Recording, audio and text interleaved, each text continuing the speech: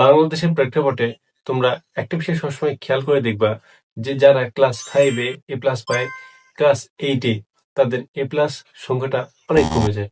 আবার ক্লাস 10 অর্থাৎ এসএসসিতে এ প্লাস পাওয়ার সংখ্যাটা আরো কমে যায়। কলেজ লেভেলে গেলে তো এটার সংখ্যাটা অর্ধেকেরও কমে চলে আসে। এখন তোমাদের প্রশ্ন হতে পারে যে ভাইয়া এখন কেন এসব কথা বলতেছেন? অবশ্যই এটা বলার রিজনটা আছে। বাংলাদেশের যতগুলো স্টুডেন্ট আছে সবাই যদি এ প্লাস যদি পায়, এতে কি শিক্ষা বোর্ডের কোনো ক্ষতি হবে? ক্ষতি তো হবে না। কিন্তু তারপরেও তোমরা অনেকেই কেন এ প্লাস পাও না? বা তোমাদের সাথে কি তাদের কোনো শত্রুতা আছে শিক্ষা বোর্ডে যে তোমাদের এ প্লাস দিচ্ছে না? না, বিষয়টা হচ্ছে যে এখানে নিজের সিকোয়েন্স ধরে রাখাটা। অর্থাৎ মনে করো তুমি ক্লাস 5-এ যত ভালো স্টুডেন্ট ছিলা বা যত পড়াশোনার একটা ভালো পরিবেশ ছিল, তোমাকে সবাই গাইডলাইন দিত, পরিবার পরিজন থেকে সবাই সুন্দর একটা মনোরম পরিবেশ দিত পড়াশোনার জন্য। এই জন্য তুমি অনেক ভালো ফলাফল করছো। যতই দিন গেছে ক্লাস 6, 7, 8 তুমি একটু স্বাধীনতা পেয়েছো এবং যার ফলে দেখা যায় কি পড়াশোনা থেকে তুমি একটু কনভার্ট হয়েছো।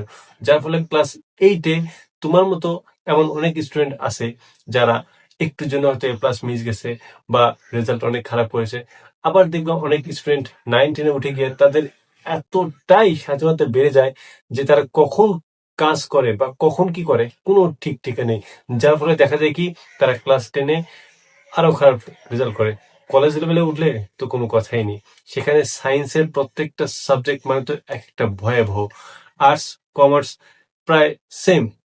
কলেজ লেভেলে এ প্লাস পাওয়াটা অনেক কঠিন হয়ে যায়। কারণ এখানে একসাথে তো প্রচুর পড়াশোনা করতে হয়, সাথে সময় অনেক কম থাকে। তাই এটার সাথে স্টুডেন্টদের যে একটা মেন্টালি এটা প্রিপারেশন নেওয়া, এটা অনেকেই সময় পায় না। যার ফলে এখানে এ প্লাস পাওয়ার সংখ্যাটা আরো অনেক কমে যায়। আবার তুমি কলেজে যখন এ প্লাস পেয়েছো, তুমি যখন ভর্তি পরীক্ষা যখন দিতে যাবা, তোমার যদি বেসিক ঠিক না থাকে, তুমি ভর্তি পরীক্ষায় 100 নম্বরের মধ্যে 5 মার্কে তুমি তুলতে পারবে না। বিশ্ববিদ্যালয় লাইফের কথা নাই বা বললাম। বিশ্ববিদ্যালয়ে গিয়ে তুমি এতটাই স্বাধীনতা হয়ে যাবে যে তুমি কখন খাচ্ছ, কখন ঘুমাচ্ছ, তুমি ক্লাস করতে গেলা না গেলা কেউ তোমাকে কিছু বলবে না। যার ফলে দেখা যায় কি যে এখানে এসে অনেকেই এতটাই নষ্ট হয়ে যায় যে তার মেন্টালি ভাবে সে টোটালি ধ্বংস হয়ে যায়। এমন অনেক নজির আছে। আমরা অনেকেই দেখি না যে বিশ্ববিদ্যালয়ে এসে কতজন ড্রপ আউট হয়ে গেছে, কতজন আত্মহত্যা করছে। বিভিন্ন টেনশন থাকে, যার ফলে এরকম কার্যকলাপগুলো হয়। যখন নিচে ক্লাসের দিকে ছিলাম তখন আমরা আমাদের একটা লেভেল ছিল, আমাদের একটা সিকোয়েন্স ছিল। দেখা যেত কি যে আমাদের তখন উল্টাপাল্টা চিন্তা আসতো না, আমরা পড়াশোনার প্রতি খুব মনোনিবেশ করতাম। যার ফলে দেখা যায় কি সেখানে আমরা 100-র মধ্যে 98, 99 খুব সহজেই পেতাম। কিন্তু আস্তে আস্তে যখন বড় হচ্ছি তখন আমাদের যে আশেপাশের ব্যাকগ্রাউন্ড, আমাদের যে ফ্রেন্ড সার্কেল, এটা এতটাই বড় হয়ে গেছে যে আমরা কোনো কিছু সামলাতে পারি না। যার ফলে আমাদের পড়াশোনাটা অনেক বেশি বাধাগ্রস্ত হয়ে যায় এবং ঠিকমতো মনোযোগ দিতে পারি না। তুমি যখন ভার্সিটিতে উঠবা তখন তুমি দেখবা যে তোমার সামনে কত পিএইচডি ধারী টিচার তোমার সামনে বক্তব্য দিচ্ছে।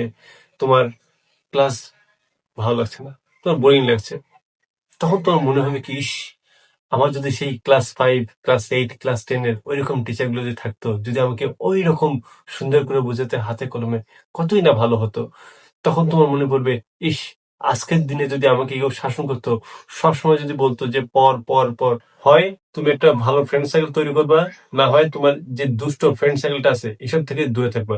যদি এসব করতে না পারো, সব কিছু ফেলে একা হয়ে যাও, নিজের মতো কাজ করো, নিজের জীবনকে করো। না হলে তোমার জীবনটা ধ্বংস হয়ে যাবে। তোমার নিজের ফ্যামিলির উপর অনেক দায়িত্ব আছে। নিজের দায়িত্বগুলো যথাযথভাবে পালন করার চেষ্টা করো।